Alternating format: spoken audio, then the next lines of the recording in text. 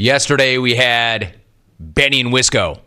And Benny and Wisco, who is a smack-off caller, took a run at Kaleb in Green Bay and talked about how Kaleb was like Russell Wilson and that he was in bed with his Sierra.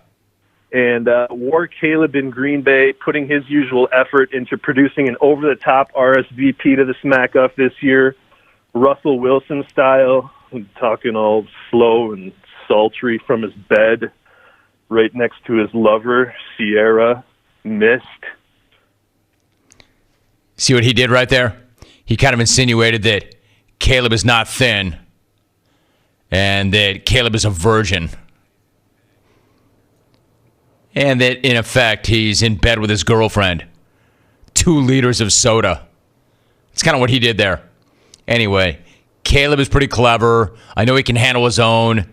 He doesn't need me to take up for him, especially since he is here to do it himself. Let's go to Green Bay. Kaleb, what's going on? Jim Rome, what the hell is up, my What's friend? up, bro? What's up? Dude, I'm fired up to be back in the jungle. I take complete ownership of my absence. I apologize for it, but I'm back now because I got your smack-off invitation in the mail yesterday. I'm flattered that you remembered me. It came in this pretty blue envelope with this fancy calligraphy on it. Did Adam Hawk do this by hand? It's pretty impressive. If this radio thing doesn't work out, and clearly it's looking like it's not, maybe there's a second career in it for him. Hey, Benny and Wisco, that was a cute little jab you took at me the other day with that Sierra Mist bomb. I thought it was pretty funny, but as many things as people pick on me for, at least I can say words with the letter S without any ambiguity as to whether I have a lisp or not.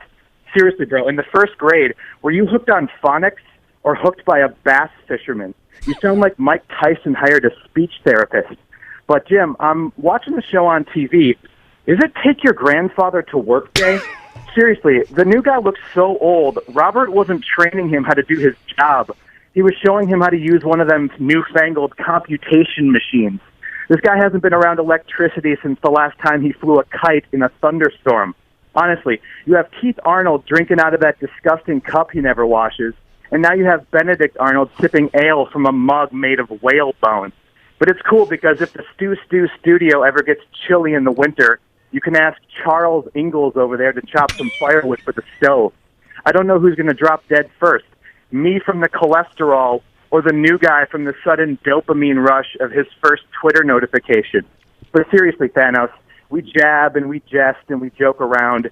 It's an initiation. It's a rite of passage. We only make fun of the ones we love. And also Dan in Denver. Anyway, Jim, I got to bounce, but before I do, I had a question for you. I hate to be that guy, but can I borrow the Space Jam prop for the smack-off? I was going to do a tandem call with Tanya Harding, and we needed an equalizer. Thanks. On Wisconsin. On Wisconsin. All right, Kaleb. You can rack him.